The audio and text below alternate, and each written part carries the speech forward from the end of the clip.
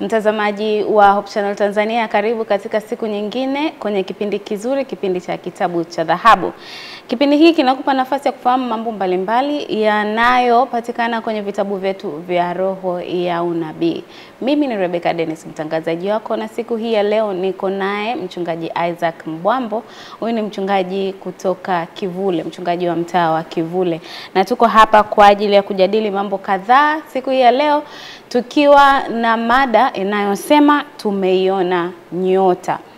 Kumbuka kitabu tunachokiangazia ni kitabu cha Tumaini la Vizazi Vyote. Kama ndo kwanza unajiunga nasi siku ya leo, ndo mara yako ya kwanza, kitabu cha Tumaini la Vizazi Vyote ndicho kitabu tunachokijadili kuanzia tuanze mwaka huu.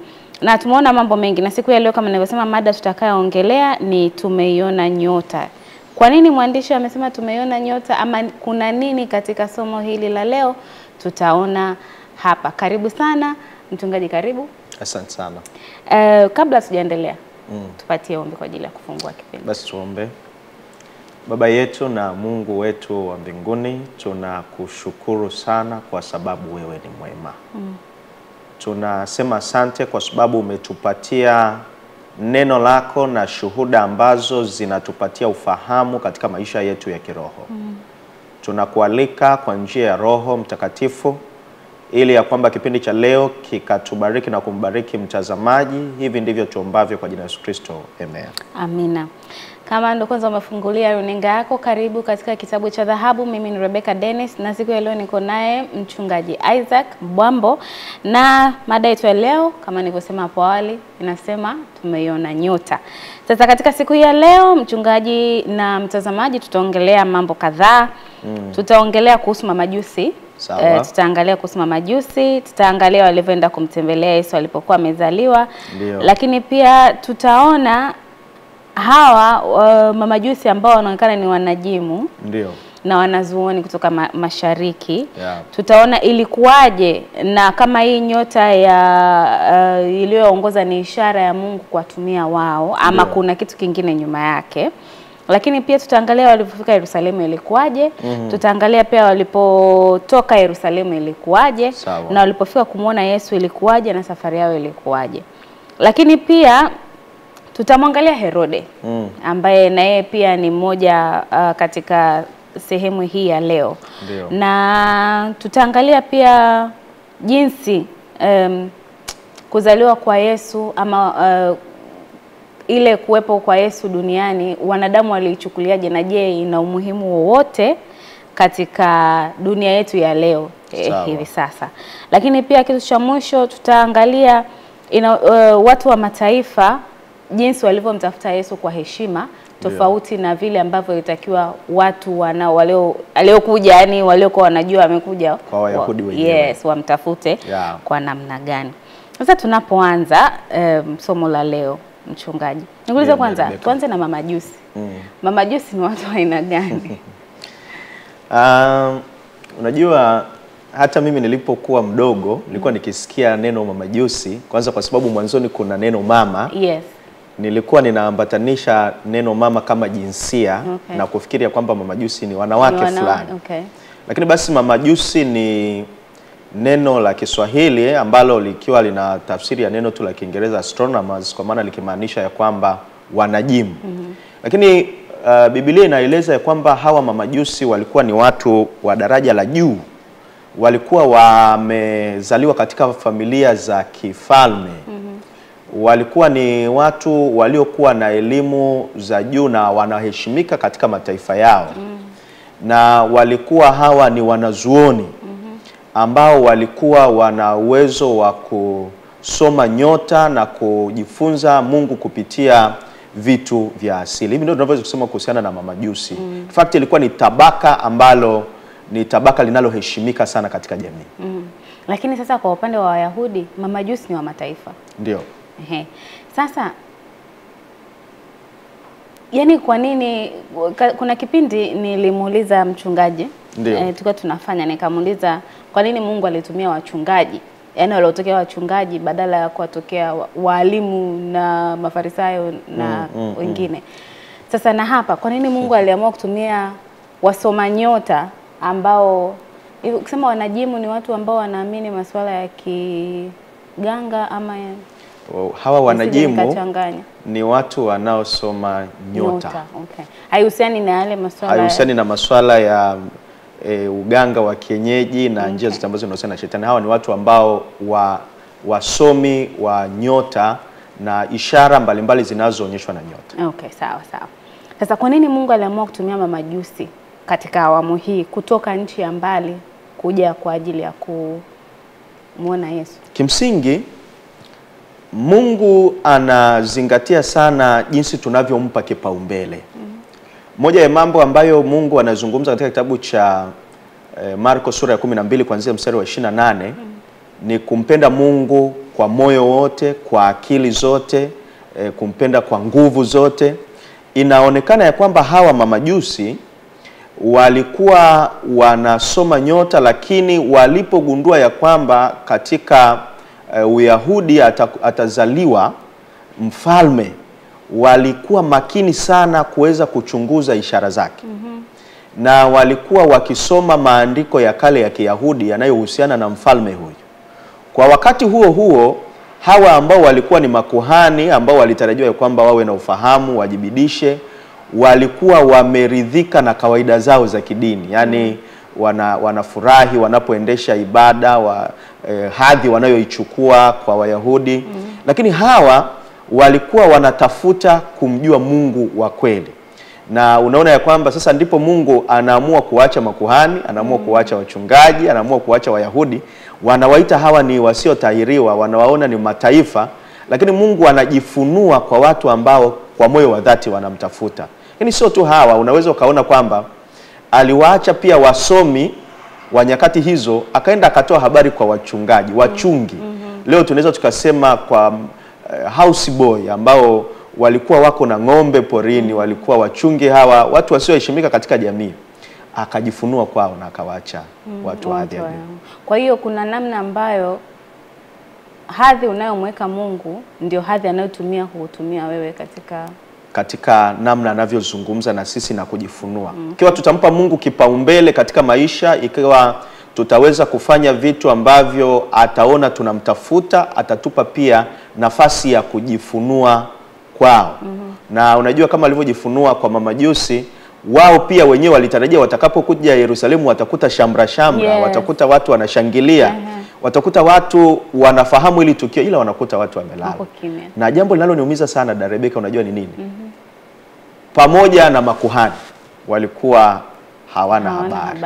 Na hawa ni watu ambao walitakiwa wajue kwamba hili limeshatokea. Hawa ndio watu walipaswa, huu ni wakati wote wanasoma maandiko ya Kiyahudi, walipaswa wawe wanashangilia, wawe wanafurahi, wawe wameacha kila kitu.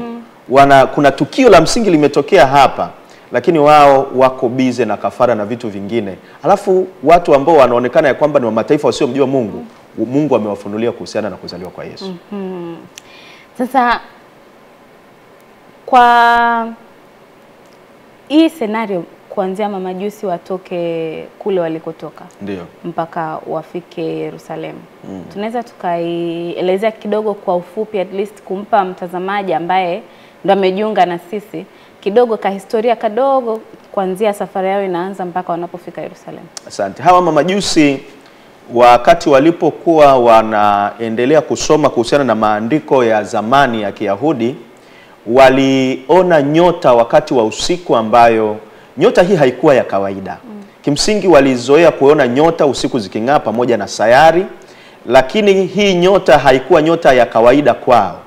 Walikuwa wameona, roho ya unabii inatuambia ya kwamba walikuwa ni malaika waliokuwa wanatoa mwanga, wakitoa habari fulani. Kwa hiyo wakaanza kufuatilia kwa makini kwamba inawezekanaje hii nyota mbona sio ya kawaida, hatujazoea kuiona kila siku.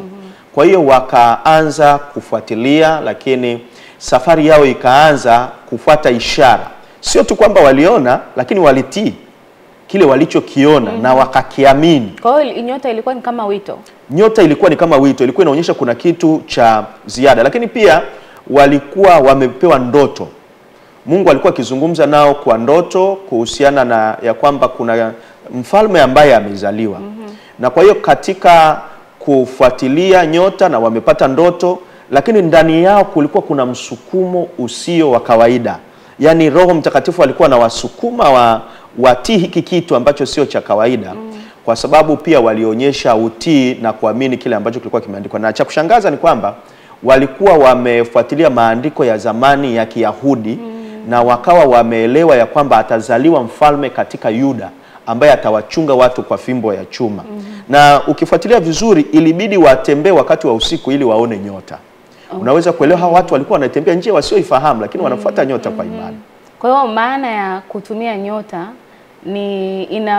tunaweza tupata maana tofauti, kwamba ni kujikana nafsi kusafiri usiku kwa kutumia nyota bila kujua ni mahali gani unapoenda.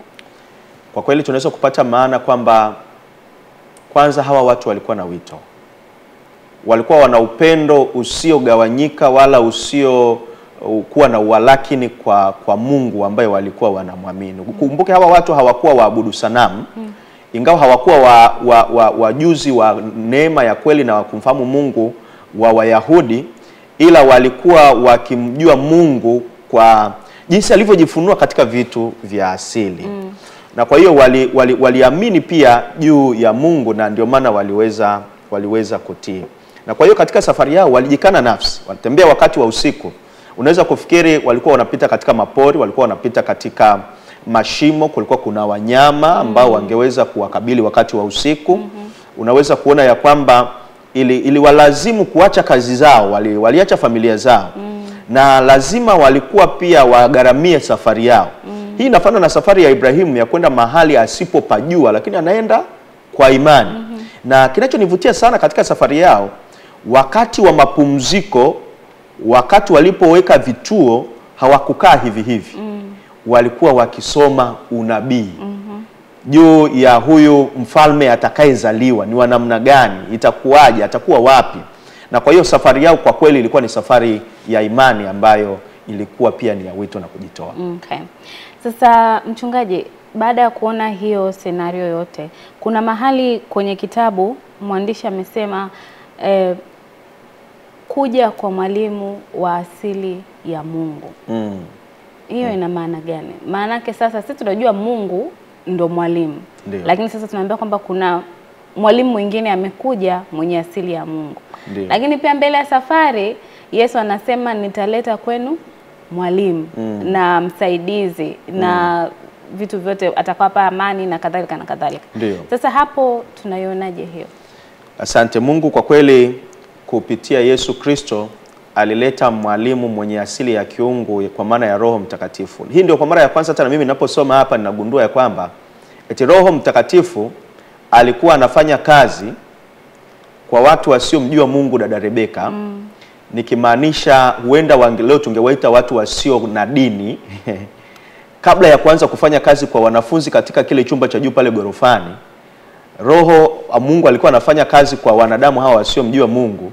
Na akiwaongoza, na huyu alikuwa ni mwalimu wa kiungu, akiwafundisha hata walipokuwa wanasoma juu ya mambo ya Kiyahudi, juu ya mambo ambayo wasioyaelewa. Ile shauku ilitokana na mwalimu huyu wa kiungu ambaye ni Roho Mtakatifu. Lakini ile drive, ile force ya kufanya wakati wa usiku, wa kutembea wakati wa usiku pia ilitokana na mwalimu huyu wa kiungu ambaye ni Roho Mtakatifu. Na kwa hiyo Yesu hata anaposema mwalimu ambaye atakuwa msaidizi, mwalimu ambaye ataleta amani, atakayetuongoza katika haki yote, alikuwa anamaanisha mwalimu huyu huyu ambaye aliwaongoza akina mamajusi kwa ajili ya safari yao. Okay. Sawa. Sasa kuna mahali pia kwenye kitabu mwandishi ameongelea ile ni utabiri. Utabiri wa Balaam kuhusu kuzaliwa kwa Yesu. Sasa huu utabiri aliofanya Balaam unahusishwa vipi na actuality ile ya kuzaliwa kwa Yesu? Asante sana dada Rebeka. Labda nianzie hapa.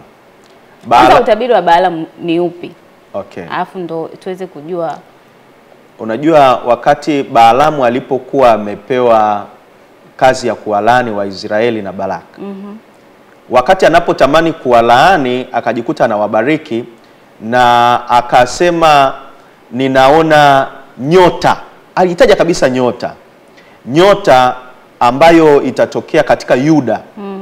Na nyota hii inayotokea katika Yuda akiwa anamaanisha Yesu Kristo ambaye angezaliwa. Huu ulikuwa ni utabiri wa zamani zaidi unaomhusu Yesu kutoka kwa nabii ambaye hakuwa Muisraeli, na nabii ambaye pia alikuwa ni mnajimu. Balaam naye pia alikuwa ni mnajimu aliyekuwa akijifunza kuhusiana na nyota.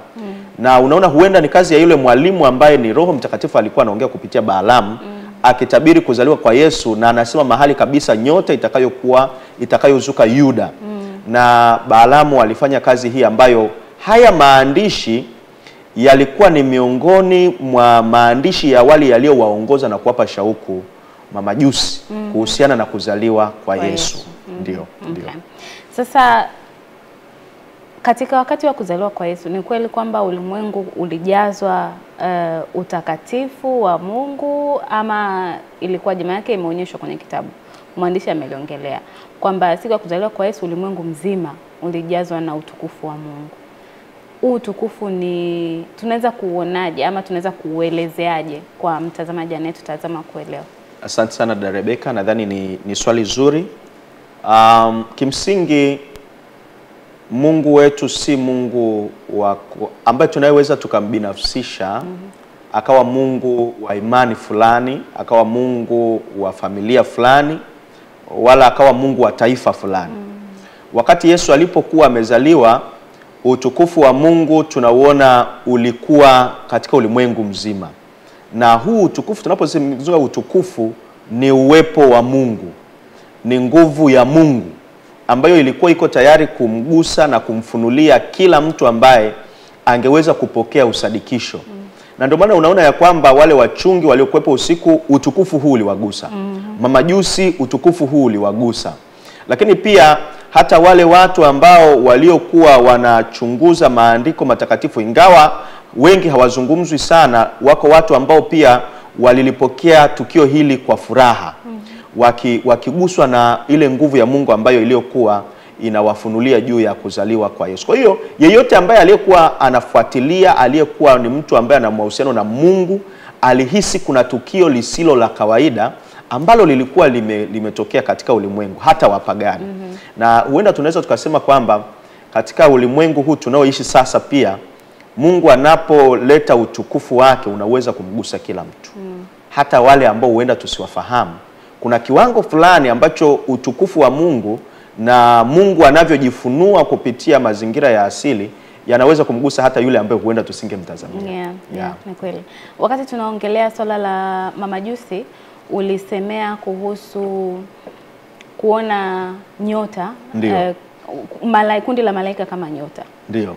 Tunaweza kuhusishaje nyota hii katika muktadha huu na kundi hili la malaika linalosemekana kwamba ndio nyota waliokuwa wameiona? Hii nyota iliyokuwa inawaongoza mamajusi inaonekana haikuwa nyota ya kawaida. Kwanza tunaona ya kwamba si mara ya kwanza Mungu kutumia ishara ya vitu ambavyo vinawaongoza watu ambao wanatamani kufika katika eneo ambalo Mungu anataka wafike. Mungu aliwahi kuwaongoza Waisraeli kupitia wingu. Na haikuwa kawaida watu kufuata wingu linakoenda, ila kwa mara hii wingu lilifanyika. Inaonyesha kwamba ilikuwa ni kwa ishara ya wingu, lakini kuna namna Mungu alikuwa anafanya wingu liweze kuongoza.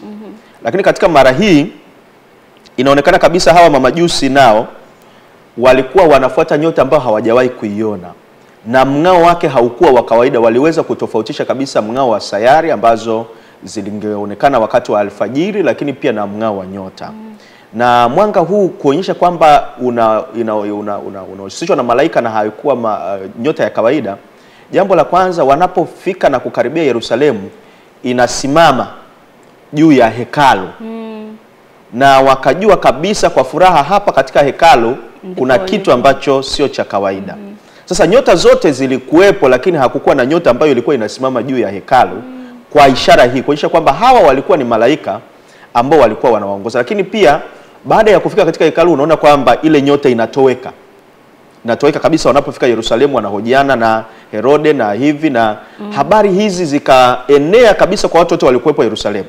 Lakini wanapoachana pia na Herode na wanakosa mtu wa kuwaelekeza waende Bethlehem, mahali alipozaliwa Yesu, ile nyota tena inatokea na inaenda tena kuwaongoza. Kwa hiyo inahusianishwa kabisa hawa malaika na kile ambacho kilichokuwa kinawaongoza haikuwa nyota ya kawaida, lakini walikuwa ni malaika ambao walikuwa wanaongoza mahali Yesu alipozaliwa. Okay. Ndio. Sasa kuna kitu ngoja tusome hapa kidogo. Kimeandikwa kuna mstari walisema walimpeleka. Ndio. Walimpeleka yeye, ngoja niusome. Walimpeleka yeye yule ambaye watu wote hubarikiwa naye. Sawa. Sasa hapa hii inaongelea pale mamajusi ambapo walishafika kwa Yesu. Wakiwa wanaelekea kwa Yesu. Sawa. Na mwandishi akaonyesha hawakwenda mikono mitupu. Hawakwenda mikono mitupu. Yes. Sasa hii sentensi walimpelekea yeye yule ambaye watu wote hubarikiwa naye. Kama Yesu ndiye anayebariki watu, na tunaona kwamba kweli ukiomba mibaraka kwa Mungu, yeye ndo anayekupa mibaraka, si ndio? Naam. Kulikuwa na umuhimu gani kwa mamajusi kutokwenda mikono mitupu kwenda kumwona Yesu, ili hali yeye ndio mtoa baraka wa vitu vyote na kila kitu duniani ni cha kwake? Asante sana, ni swali zuri sana Rebecca, na linaamsha uelewa wetu juu ya ibada. Lakini juu ya uongozi wa Yesu pamoja na utabiri. Kwa maana ya kwamba haisingewezekana wakaenda mikono mitupu, kwa sababu kwanza walijua ya kwamba anayekwenda kuzaliwa ni mfalme, na kwa hiyo walielekezwa kwenda kumwabudu. Na unaona katika mashariki hii wakati ambapo mamajusi hawa kutoka mashariki wanakwenda kuabudu, tunajifunza kwamba waligundua hakuna ibada bila sadaka. Na haiwezekani kwenda kumwabudu Mwenyezi Mungu bila kutoa. Hauwezi ukaonyesha upendo kwa Mungu bila kuonyesha kwa namna ya kutoa vile ambavyo ulivyo navyo. Kumbuka hili ilikuwa ni tabaka la watu ambao waliokuwa wamebarikiwa, ni tabaka la watu waliokuwa wana mali. Kwa hiyo ilikuwa lazima waende wabebe vitu, dhahabu pamoja na manemane na uvumba, kama ishara ya kuabudu na kwa kutoa kile ambacho wanadhani ni cha pekee katika maisha yao, wanaweza wakatoa. Lakini jambo lingine la pili, ilikuwa ni lazima watoe hii kwa sababu waliongozwa na Roho Mtakatifu kwa ajili ya kutoa utabiri. Walifanya utabiri wa kinabii wa kile ambacho kingekuwa kwenye maisha ya Yesu. Kwamba kwa kuleta dhahabu walikuwa wanasema ya kwamba huyu aliyezaliwa ni mfalme mwenye mamlaka, na kimsingi ni mmiliki wa vyote. Vitu vyote vya thamani ni vyake. Kwa hiyo walikuwa wanatoa taarifa hapa kwa watu ambao waliokuwa wanapeleka kwamba huyu tunayeenda kumwabudu ni mfalme. Hivyo mlivyo navyo na hivi tulivyo navyo ni vyake. Na kuonyesha ya kwamba ni vyake, lazima tumpelekee kujua ya kwamba sisi tunajua ya kwamba wewe ndio unamiliki hivi vitu, na kwa hiyo tunaonyesha ishara ya kwamba hivi vitu ni vyako. Kwa hiyo ilionyesha ya kwamba Yesu angalikuwa mfalme ambaye ni mtawala. Lakini jambo lingine la pili, ilikuwa wasiende mikono mitupu, na kwa hiyo katika utabiri wao walikuwa wamepeleka manemane. Na manemane hii ilikuwa inaonyesha ya kwamba Yesu alikuja katika ulimwengu huu kama mwanadamu wa kawaida kufanya mateso, lakini siku moja angekufa. Na hii ilikuwa ni kulingana na utamaduni wao. Na watu walipokuwa wanafariki walikuwa wanapewa marashi haya manemane, na haya madini yanatumika katika namna ya kuwahifadhi. Kwa hiyo kimsingi walikuwa wanaandaa kifo na mauti ya Kristo kiunabii kwa kupitia zawadi hizi. Lakini jambo ambalo ni la pekee zaidi, na unajaribu kushangaa kwa sababu katika maeneo haya ya Waarabu wanaotokea mamajusi, hakukuwa na ibada hizi za kufukiza uvumba kama ilivyokuwa inafanyika kwa Wayahudi. Lakini walikuwa wanaonyesha Yesu ni kuhani mkuu, wakabeba manemane ya kwamba huyu ndiye atakayeabudiwa, ndiye atakayesamehe watu dhambi, na yeye amekuja kwenye ulimwengu huu kwa ajili ya kubeba dhambi za wanadamu. Kwa hiyo haya mambo yalifanya ya kwamba wasiende mikono mitupu, kutambua ya kwamba kuna kitu ambacho sio cha kawaida. Tunapokaribia kwenda kwenye mapumziko, hii inaweza kuonyesha ni ile dhana ya Mungu ya kusema leteni zaka kamili ghalani, ama ni tofauti kabisa? Inaweza ikahusianishwa sana na sadaka. Kwa sababu kimsingi hizi walizozileta zote walileta sadaka za hiari. Na kwa hiyo kwa sababu Biblia inasema tulete zaka pamoja na dhabihu inayomaanisha sadaka, hawa nao walikuwa wameleta. Na nikawa najaribu kufikiri kwamba kuna uwezekano wapagani na watu ambao wasiomjua Mungu wakaleta zaka na sadaka, lakini sisi tukashindwa kupeleka, kwa sababu walimuona huyu aliyekuja hapa anastahili kuabudiwa, na huyu ndio mwenye vyote, na kwa hiyo anastahili kupokea. Kwa hiyo nadhani huu ni wito kutoka, ni hubiri kutoka kwa mtu asiyemjua Mungu juu ya kile tunachopaswa kufanya kwa Mungu wetu. Okay. Mchungaji, tunaenda kwenye pumziko kidogo, alafu tutarejea. Asante sana. Mtazamaji wa Hope Channel Tanzania, kama ndo kwanza unajiunga nasi, kipindi hewani ni Kitabu cha Dhahabu, ukiwa nami Rebecca Dennis, nikiwa naye Mchungaji Isaac Mbwambo. Siku hii ya leo tunaangalia mada inayosema tumeiona nyota, tukiangalia kitabu cha Tumaini la Vizazi Vyote. Na tunaenda kwenye pumziko kidogo, tutarejea kwa ajili ya kuendelea na mada yetu. Karibu sana.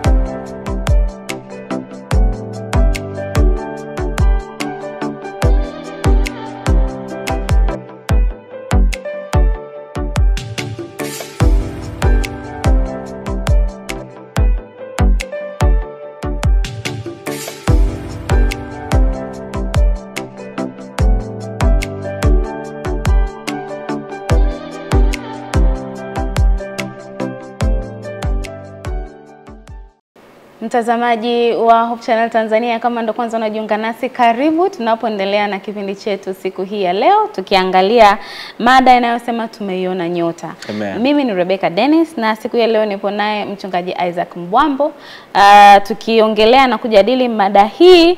Na kuanzia mwanzo tumeona safari ya mamajusi mpaka wamefika Yerusalemu, na sehemu hii sasa hivi tunaenda kuongelea baada ya mamajusi kufika Yerusalemu ilikuwaje mpaka pale tutakapoishia. Karibu sana, kipindi hewani ni Kitabu cha Dhahabu. Mungu akubariki. Mchungaji. Ndio, Rebecca. Baada ya kufika Yerusalemu, tuliona mwanzo, tuliongelea tukasema kwamba mamajusi walitegemea shamra. Yesu amezaliwa, furaha, nini, lakini akakuta kuko kimya kabisa. Hamna chochote kinachoendelea. Ndio.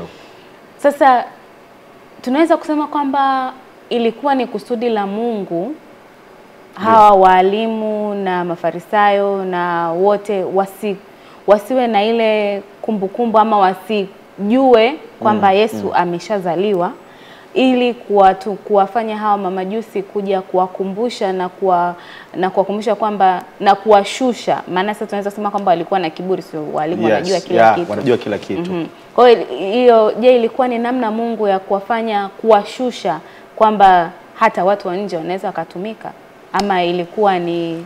Asante sana. Jambo la kwanza, kabla ya Mungu kuwafanya hivyo, aliruhusu, kwa sababu huu ulikuwa ni uchaguzi wao wenyewe.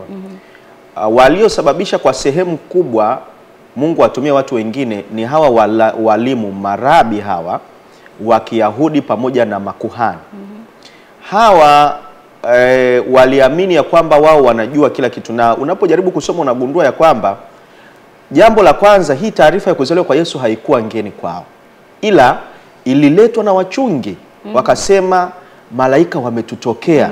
Na baadaye utagundua kwamba kwanza kuna baadhi yao walikuwa hawaamini kuhusiana na malaika.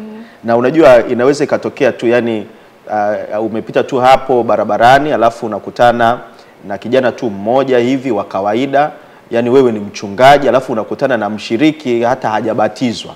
Alafu anakuambia, mchungaji, nimeona njozi, na hiyo njozi imenionyesha kwamba una makosa 1, 2, 3. Unaweza ukamwambia subiri kwanza ubatizwe alafu ndo tuamini. Kwa hiyo ndio ilikuwa kiburi cha hawa jamii, kwamba hawa marabi wakasema hatuwezi tukapokea taarifa kwa wachungi Kama Mungu angekuwa na jambo la kusema, angesema kwa kuhani mkuu, angesema na sisi. Sasa wewe unakujaje, wewe mchungi unatuambiaje habari za kuolewa na Yesu? Kwa hiyo wakawa na kiburi, wakazikataa. Na hii ilikuwa ni kwa manufaa yao, kwamba hadhi yao kama marabi haiwezi ikapotezwa eti kwa sababu kuna mchungi ameonyeshwa jambo ambalo kuhani hajafanya nini, hajaonyeshwa. Haiwezekani. Kwa kufanya hivyo walikuwa hawataki kuonekana kana kwamba hawajui, kuna kitu hawajui. Yani walisema sisi hatuwezi kuwa duni, Mungu anaongea na sisi ndio tunauelewa, sisi ndio mnapaswa kutusikiliza, kana kwamba Mungu hawezi kuongea na mtu mwingine.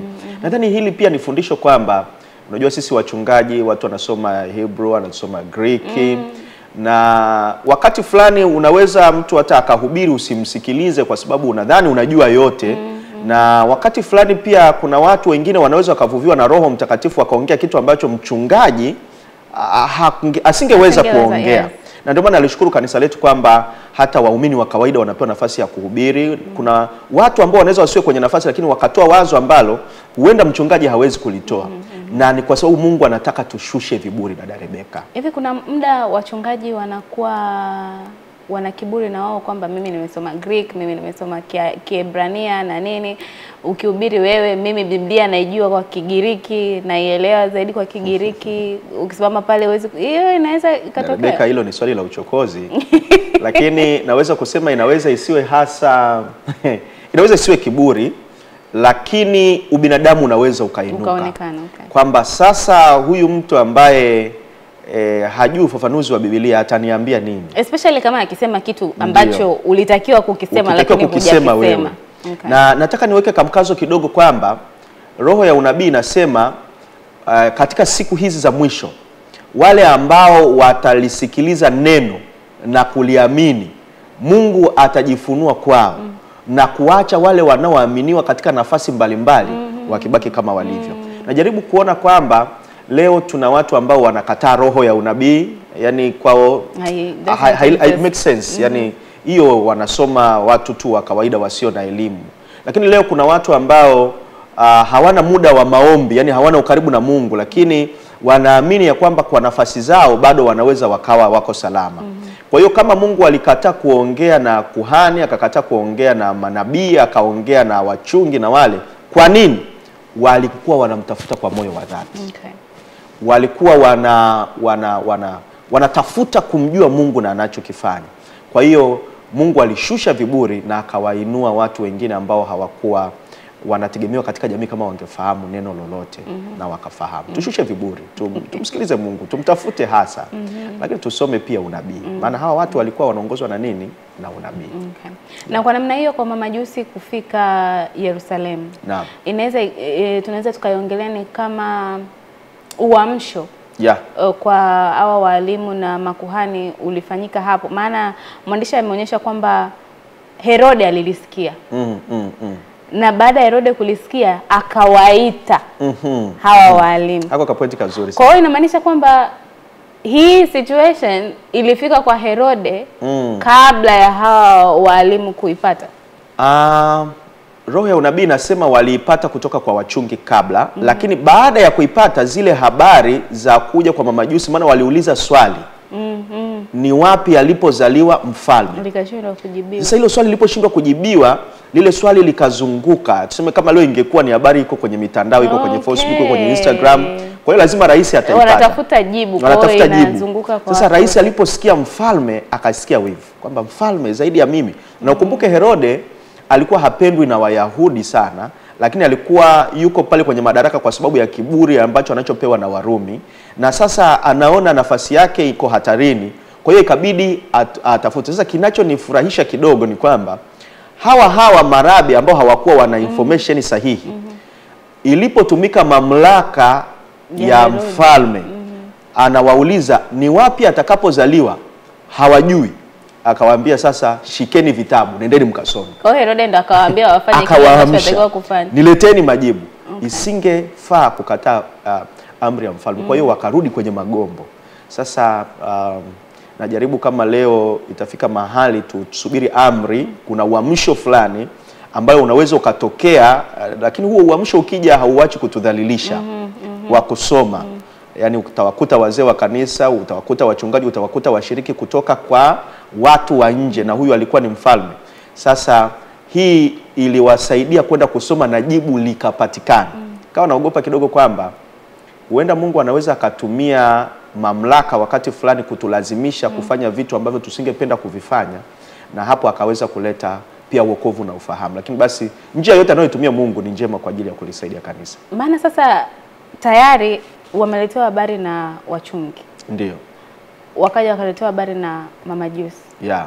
Bado wako hanging, hawaelewi tunaanzia wapi tunaenda wapi. Yaani kiburi kwamba mimi ni kuhani, alafu mimi nafanya kafara. Mpaka mfalme aje kuamrisha, ndio wanaanza kushika magombo. Yo. Na wanapoanza kushika magombo kwa kweli wanakuwa wanachelewa. Lakini kingine, hata wanapojua kwamba ni Bethlehemu ya Yuda amezaliwa, hawawasindikizi mamajusi kwenda kumuona. Yes. Wanawaacha tena wanaenda. Ila hawa wageni pia wanaongozwa na wale malaika. Walikataa kutoa ushirikiano kwa sababu wao walikuwa wameshikilia mifumo ya kidini. Unajua unaweza ukawa una dini lakini usiwe na Yesu. Kwa hiyo walikuwa wameshikilia mifumo ya dini kuliko kumtafuta Yesu na kuutafuta wokovu. Hii ilikuwa ni misimamo ambayo iliyokuwa imewashika kiasi kwamba walibaki na nafasi kuliko kumtafuta Yesu na wokovu. Kwa hiyo Mungu akaendelea kuwaongoza hawa mamajusi, na huenda hawa watu hawakupata nafasi ya kukutana na Yesu kabisa mpaka anapotoka Misri mara baada ya kuwa ameshakimbia Misri, lakini hawa mamajusi walienda wakamkuta Yesu. Na expectation ni kwamba, najua tutaki kuwa na expectation kwa watu, yes, lakini in reality ukikaa ukatafakari usema nilitegemea hawa walimu baada ya kujua kulazimishwa kusoma, baada ya kujua wangechukua hata mmoja au wawili wakaenda nao. Ndio wawasindikize kwamba kuna mfalme amezaliwa, mfalme wa Wayahudi na ameandikwa kwenye maandiko matakatifu. Kwa nini basi hawakwenda kumuona? Ndio unagundua ya kwamba kuna tofauti kati ya ufahamu na imani. Ingawa ufahamu ni chanzo cha imani, lakini ufahamu wa maandiko pekee na matukio hautoshi kuleta imani kama ndani yake hakuna Roho Mtakatifu. Kimsingi Roho Mtakatifu aliwaacha, alikuwa kwa hawa watu wasiotahiriwa. Na wao walisema hawa makafiri, hawa wasiotahiriwa, hawa watu ambao ni wa mataifa, Mungu anatupenda sisi kuliko wao. Kwa hiyo walijivunia utaifa.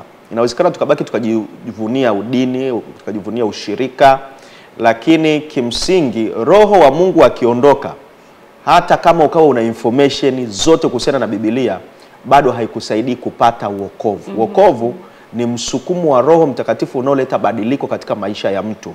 Unaweza ukahubiri zuri ambalo lisikuongoe wewe mwenyewe, ama unaweza ukawa unafahamu ambao usikusaidie, ila mtu mwingine akawa na kaufahamu kadogo tu. Malaika atawatumia hako kaufahamu kuwasaidia wengine na kumsaidia huyu apate wokovu. Kwa kimsingi ni uwepo wa Mungu katika maisha yetu. Mchungaji, kabla tuenda kumwongelea Herode, tunaweza kusema kwamba karama ya mamajusi ndio ilitumika kuwasaidia mpaka kuwapa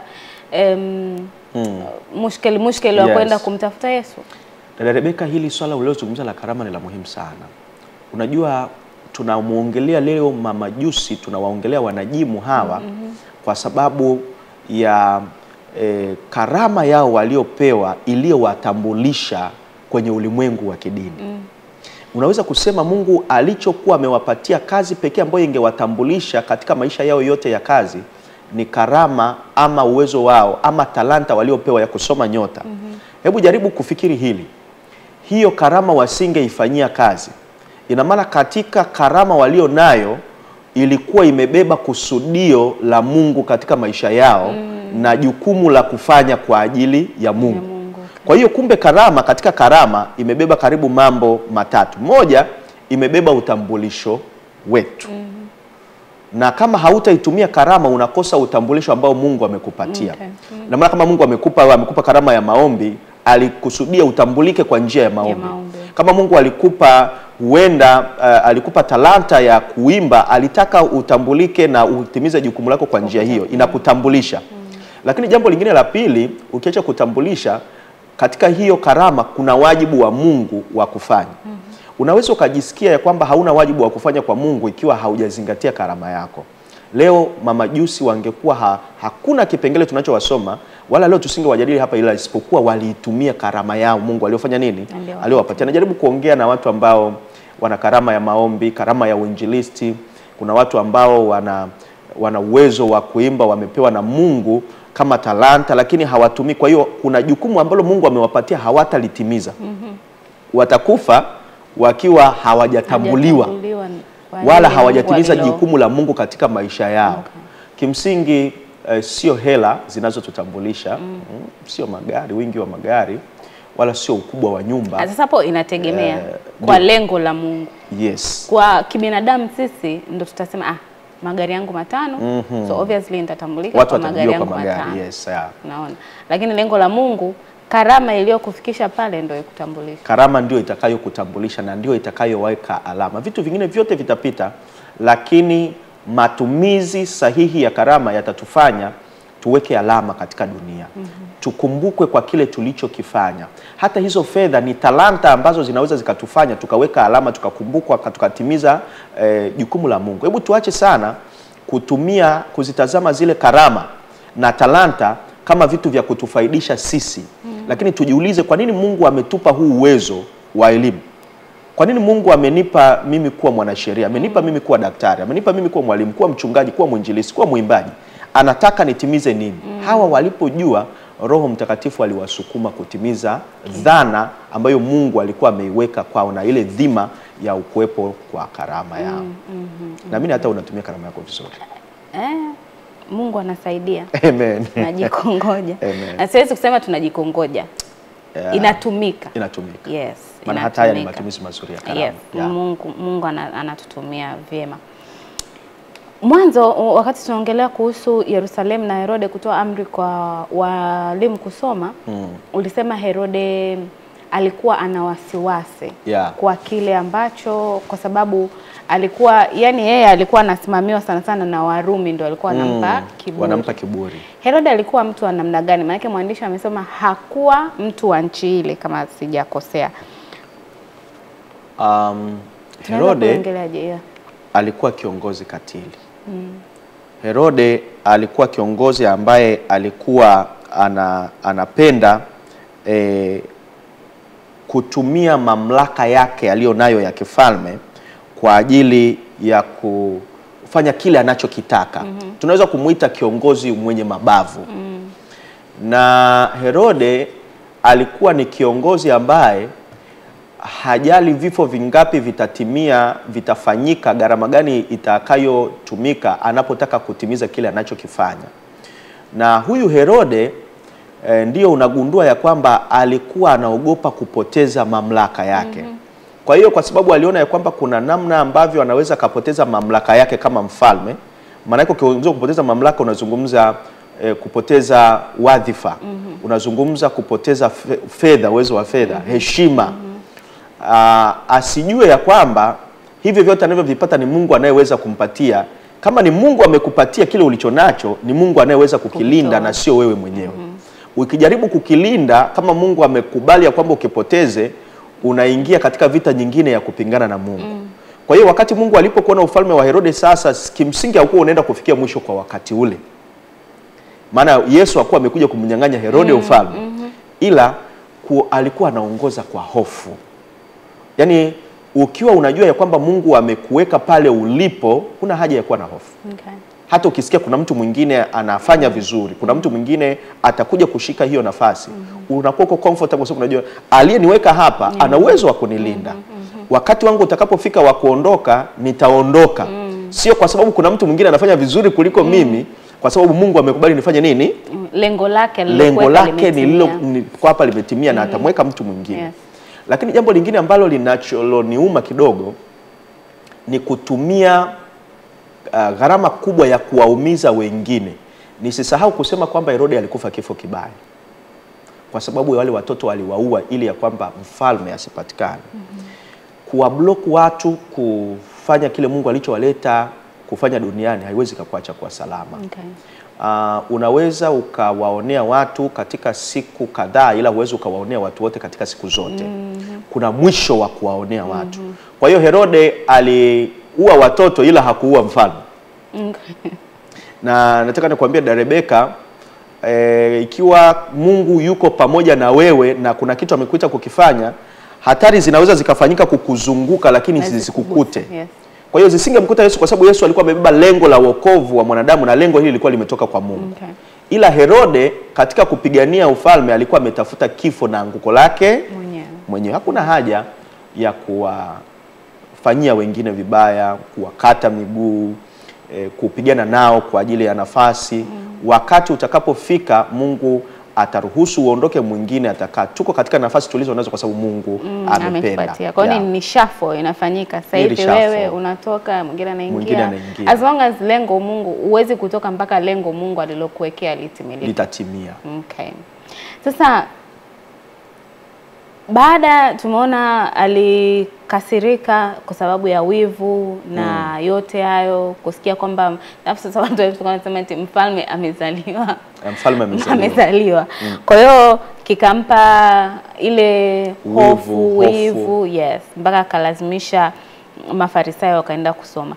Lakini pia kupuzia huu kwa Mafarisayo pia nao inaweza ikawa imechangia kwa wivu wa Herode kutokumake. Sasa kama Herode baada ya kusikia, najaribu kwanza, baada ya kusikia zile habari mpaka akaja kulazimisha hao walimu na makuhani wasome, inamaanisha kwamba hakuwa na idea ya aina yoyote kuhusu kuzaliwa kwa Yesu.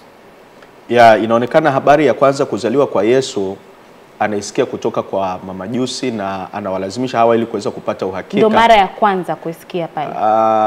Sina uhakika kama ni mara ya kwanza, lakini inaonekana hata kama aliwahi kusikia juu ya kuzaliwa kwa Masihi, hakuwa amefikiri ya kwamba angechukua jina mfalme. Okay. Nafikiri kilichomtisha yeye sio umasihi wa Yesu, ni ufalme wa Yesu. Okay. Hicho ndio kilichokuwa kwake ni changamoto. Na aliposikia mfalme kwake, huenda aliwahi kusikia Masihi atazaliwa kwa sababu alikuwa amezungukwa na Wayahudi, na kama aliwapa makuhani kwenda kuweza kusoma, inaonekana alikuwa anaamini makuhani wanachokisoma kuhusiana na vitabu hivi vya manabii. Lakini hii inatuonyesha kwamba ikiwa sisi sio wasomaji wa unabii, tunabaki katika giza wakati mwanga upo. Okay. Herode yuko katika giza, makuhani wako katika giza, wale watu wasio kwenye nafasi wako katika nuru kwa sababu wamesoma. Isingetakiwa Herode mfalme ashtuke kwamba kuna mfalme amezaliwa wakati huu, wakati hawa wote wanaoweza kujua wako. Lakini kwa nini makuhani hawakuwa wanafundisha mpaka mfalme asikie? Kwa nini Wayahudi hawakuwa wanalisema mpaka ijulikane kwa wote kwamba kuna mfalme ambaye ni Yesu atazaliwa? Huenda swala la kuzaliwa kwa Masihi ambaye atakuja kwa ajili ya kukomboa ulimwengu kwao halikuwa la msingi kama siasa. Okay. Kwa hiyo masikio ya Herode alikuwa amezoea kusikia siasa, uchumi na kadhalika. Okay. Kama ambavyo leo pia hata sisi wa Kristo hayo ndio yanaweza yakawa ni tafakari yetu kubwa kuliko kile ambacho kiko katika unabii. Na hiyo inatufanya likitokea kana kwamba watu wanashangaa, lakini ni kitu ambacho kilikuwa kiko wazi. Okay. Sawa. Haya, tunaweza kusema kwamba chuki iliyokuwepo kipindi Yesu sasa ameanza utume wake mpaka wakamuua. Ndio. Ilianza tangu Yesu alipozaliwa mpaka hivyo, ama ilitokea tu ghafla watu wameanza kumchukia Yesu kwa sababu ya yale anayoyafanya? Asante sana Rebecca, inaonekana chuki ilianzia hapa. Okay. Kwa sababu andiko hili la unabii linaloonyesha ya kwamba watoto hawa watauliwa na ya kwamba Raheli atakuwa anaomboleza kwa ajili ya watoto wake ambao wameuawa na anafarijiwa. Lakini hili andiko lingeweza kusimama, na kwa sababu hii chuki ilishaonyesha kwamba anayezaliwa ni mfalme. Unaona ya kwamba hapa ile chuki iliendelea kwa sababu Herode anasema mtakapoenda mje pia mpitie hapa ili pia na mimi mnionyeshe mahali mtoto alipo ili nikamwabudu. Ndani yake akiwa ana lengo la siri kwenda kumuua. Na hapa ndio wakati fulani inatupa kufikiri sana kwamba wakati fulani heshima tunazopewa pia zinaweza zikawa zina lengo za kutuua. Okay. Yaani anasema niende kumwabudu, lakini anataka akienda kama kumwabudu amuue. Kwa hiyo sasa hapa chuki iliendelea kwa sababu waliendelea kufuatia maisha ya Yesu. Na unaona kwamba hapa bado Mungu ni mwema, anampa ndoto Mariamu pamoja na Yusufu, na anatoa tena ndoto kwa hawa mamajusi wasirudi kwa njia hii, kwa sababu hii chuki tayari imepandikizwa kwa Herode. Na kama mfalme mmoja alikuwa ameingia kwa na chuki haiwezi kuishia kwa mfalme huyo. Kwa hiyo ilikuwa iendelee mwisho mpaka anapokuja kwa ajili ya Yesu. Lakini pia chuki hii kwa makuhani ilikuwa lazima iendelee, kwa sababu hii ilikuwa imeshaanza tangu hapa kuhusiana na utu wa Yesu na jinsi ambavyo anavyoabudiwa. Lakini Yesu alizungukwa na disrespect kona zote. Kuanzia mama alivyotangaziwa kwa atapata mimba, mama amepata mimba mpaka kutafuta sehemu ya Yesu kuzaliwa. Ndiyo. Yesu amezaliwa alipozaliwa, mahali alipozaliwa. Lakini pia mpaka anaanza utume wake, mpaka anakuja kufa. Yaani it was 100% disrespect kuanzia mwanzo mpaka mwisho. Ni kweli. Kama Yesu kwa jinsi alivyoweza kuihendo. Kwanza kwa nini Mungu aliruhusu? Alafu je, mambo ndivyo alivyotakiwa kuwa hivyo ama ni coincidence tu ilitokea mambo yakawa hivyo? Alafu utaongelea pia katika wakati huu sisi kama Yesu aliweza kudeal na disrespect kwa namna ile alivyodeal nayo mpaka akatimiza lengo lililomleta hapa duniani. Sisi hapa tunatakiwa tufanye nini tunapokutana naye? Asante sana. Maandiko yanatuambia kwamba Yesu alipita magorofa, akiwa anamaanisha majengo na nyumba za kifalme. Angeweza kuzaliwa Yerusalemu kwenyewe, lakini Biblia inatuambia ya kwamba alienda kuzaliwa Yuda, Yuda lakini katika Uyahudi, na anaenda kuzaliwa Bethlehemu, na utagundua ya kwamba alienda kuzaliwa katika eneo ambalo kimsingi halikuwa zuri. Angeweza kuzaliwa katika nyumba za kifalme. Angeweza kuzaliwa kwa watu wakubwa, watu wenye uwezo wa fedha na mamlaka. Lakini hii ingemaanisha ya kwamba Yesu amekuja kwa ajili ya watu wenye nafasi za juu. Hii isingeweza kushusha viburi vya wale ambao waliokuwa katika mamlaka. Na kama unavyosema alikuwa amezingirwa na kutokuthaminiwa. Hapa amelala mfalme wa ulimwengu. Kimsingi amelala Yehova. Amelala katika hori la ng'ombe. Anakuja miongoni mwa ulimwengu aliouumba. Anakosa nafasi ya sehemu ya kulala kwa sababu watu wengine wamelala. Unaona ya kwamba wakati anapozaliwa hakuna mtu anayemtambua. Watu wanaendesha ibada lakini anayeabudiwa yupo na watu hawampi heshima. Hii ilikuwa imeonyesha ya kwamba katika siku za leo, katika ulimwengu huu, ukitafuta kuheshimiwa ndio ufanye majukumu ambayo yaliyopaswa uyafanye, hautafanya kabisa. Sisi kama watumishi wa Mungu, ulimwengu umejaa kuwaheshimu watu ambao kimsingi wanaweza wasiwe wanastahili heshima. Wanaweza kushabikiwa, wanaweza kuonekana ni wakubwa, wanaweza wakapewa fursa ya kuonekana ya kwamba wana wadhifa mkubwa. Inaweza isiwe wale wanaostahili. Nikupe tu mfano mdogo ya kwamba watu wanaweza wakaheshimu celebrities, hawa ambao wanaheshimiwa watu ni maarufu lakini si hodari wala sio mahiri. Unaweza ukafanya kitu ambacho kinaweza kikawa kinachekesha, ukapata umaarufu mkubwa kuliko mtu ambaye ni mwanazuoni, ambaye anatoa mawazo, mwanauchumi anayeweza akaisaidia nchi, na hao watu kwa kawaida hawaheshimiwi. Hapa Yesu alikuwa amebeba lengo kubwa la wokovu wa mwanadamu. Lakini waliokuwa wanapewa heshima ni watu wengine ambao walikuwa wamepata umaarufu kulingana na watu wanavyowachukulia. Ninadhani wakati fulani tujifunze pia kuwaheshimu watu wanaostahili. Hii inatuonyesha ya kwamba kama hatutawaheshimu watu wanaostahili pia hatuwezi kuwa salama.